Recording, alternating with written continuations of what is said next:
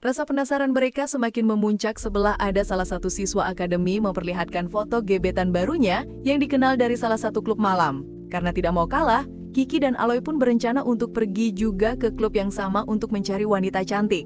Karena tidak punya pakaian yang layak, mereka pun juga merampas baju milik Ajung yang sebelumnya sudah pernah ke klub untuk mencari wanita. Aloy dan Kiki langsung membuat surat izin kepada profesor dengan alasan memperbaiki kehidupan asmara. Untunglah mereka mendapat izin dan saat sampai di klub, Aloy dan Kiki langsung pamer kalau mereka siswa akademi polisi dan terlihat sangat norak saat ada artis di sana. Sementara itu, Kiki mendekati wanita dengan membanggakan dirinya sebagai murid akademi polisi. Tapi bukannya kagum, wanita itu malah mengejeknya dan berkata polisi tidak akan punya uang. Mendengar itu, Kiki sempat merasa iri dengan seorang artis di meja seberangnya yang digandrungi banyak wanita. Karena rencana mereka untuk mencari wanita di klub gagal total, Kiki dan Aloy akhirnya pergi dari sana dan minum berdua di sebuah kafe. Di titik ini, mereka sempat mempertanyakan apakah keputusan mereka untuk jadi polisi sudah benar atau tidak. Saat keluar dari kafe, Kiki dan Aloy melihat wanita cantik lewat di depan mereka. Mereka menunggu jika wanita itu menoleh ke belakang, berarti itu adalah pertanda alam bahwa mereka harus mendekatinya.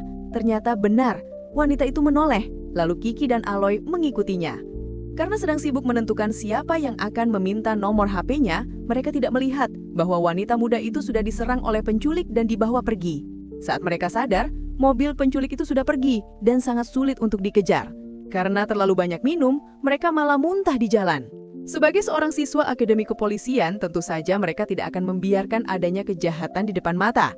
Mereka langsung pergi ke kantor polisi berniat ingin membuat laporan. Namun semua petugas sedang sibuk karena ada anak pengusaha kaya raya sedang dalam masalah dan semua anggota ditugaskan atasan untuk menangani dulu kasus anak pengusaha itu.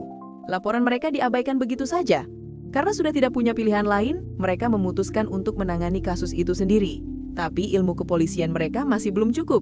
Kiki teringat profesor di akademi pernah menjelaskan bahwa untuk menangani kasus, langkah pertama yang harus dilakukan adalah memeriksa TKP.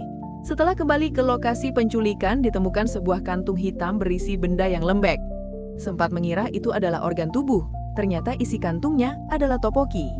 Satu petunjuk ditemukan bahwa wanita yang diculik baru saja memberi topoki. Mereka pun langsung mendatangi semua kedai topoki dan bertanya apakah topoki ini berasal dari tempatnya. Awalnya cukup sulit untuk menemukan penjual yang cocok, tapi mereka tidak menyerah walau sudah diusir sana-sini, sampai akhirnya kedai topoki ini dibeli sudah ditemukan.